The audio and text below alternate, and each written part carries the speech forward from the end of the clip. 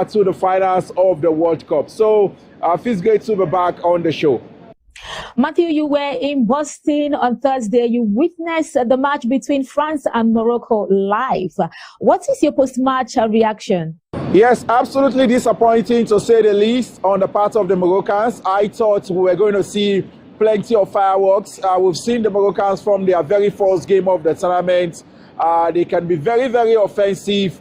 They are not known for playing cagey games, and they are not a respecter of names. We saw them at the World Cup in 2022, and the same mentality they brought into the group stages of this tournament. But in that game on Thursday in Boston against France, I felt that they were just too cautious for my liking. They respected the likes of Kylian Mbappe and Ousmane Dembele too much. We didn't see them come with the kind of flair the Moroccan teams are known for. Maybe just because of tactical changes or maybe instructions from the manager, I thought they were too defensive-minded.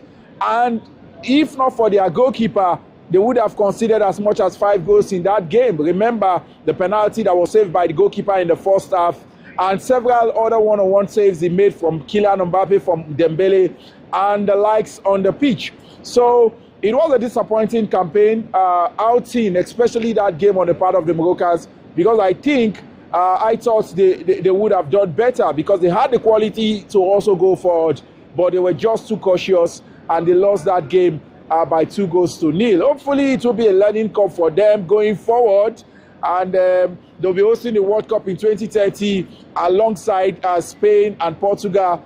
It might just be an opportunity for them to go all the way, but I'm eager to see an African team get to the finals of the World Cup and also fancy their chances of winning the tournament. Matthew, we saw last-minute losses recorded by both Egypt and Senegal. What do you think African teams need to do to hold their win, most especially when it matters? Yes, Joy, the same concerns have been raised by several Africans, especially those who also traveled from afar to come follow the World Cup, either as journalists, either as fans who came from several places around the world just to be part of the World Cup. They've complained about the exits of African teams, the mentality of African teams. We saw the Egyptians in that game against Argentina. We also saw the Senegalese in their game as well. 2 goals up, you expect that at that time they should be able to kill up the game, tighten up their defense, bring about the mental grit and the mentality that is needed to see off those games, but they couldn't. So the story of African teams at the World Cup continues to haunt us when it comes to the mentality and the know-how and the technicalities of the game. A European team would be up 2 goals against an African side. I must tell you, will dig deep if you must equalize and get to win. Despite the talk of poor officiating in that game between Egypt and Argentina, I tell you, if those guys had killed off the game after they went 2 goals up, we won't be talking about the errors and all sorts made by the referee. We just hope that at some point we'll see an African team that will be able to go all the way, that will bring about the technicalities and the mental strength that is needed to play at this level. The World Cup, if you must play at the World Cup, if you must win at the World Cup, you must be complete.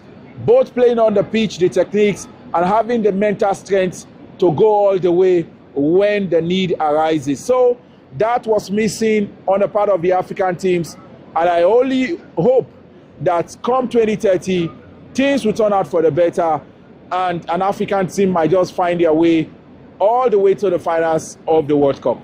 Yes, Matthew, before we let you go, what is the mood in the USA since they were eliminated from the tournament? The US is not known to be a footballing nation. We've said that over and over again. Basketball and other sports happens to be their forte, and I must tell you, whatever they get in a football game, they always move on and take it with a pinch of salt. I've gone around a couple of states here in the US, and I must tell you, the guys, the fans have truly moved on with their lives. Yes, they are following the World Cup, but not with the kind of passion I would have wanted, especially for an host nation. but they said they lost to Belgium because Belgium was better on the day, and the players really didn't come to the party. They celebrated it. They celebrated their performances in the group stage, and most of the fans told me that the group stage achievement was well for them, and the loss to Belgium is something they've moved over from. So they've continued with their lives. So much to truly talk about here in the United States. Their losses their loss against Belgium and at the World Cup, they've truly put it behind them long ago, and they are now focused on ensuring that the hosts a befitting final come the 19th of this month, that the rest of the world would be proud of. Thank you, Matthew, for connecting with us, and do enjoy the rest of your stay in the U.S. Thank you very much for having me once again. Joy Obayemi will continue to count our days here in the United States as we build up to the semi-finals as well as the finals of the FIFA World Cup. Thank you also to the rest of the guys in the studio, Boluwati Tony Shola Omoni, as well as the big man himself, Tony Ubani, not to forget the production crew. Thank you very much. We'll continue to do our best. Thank you.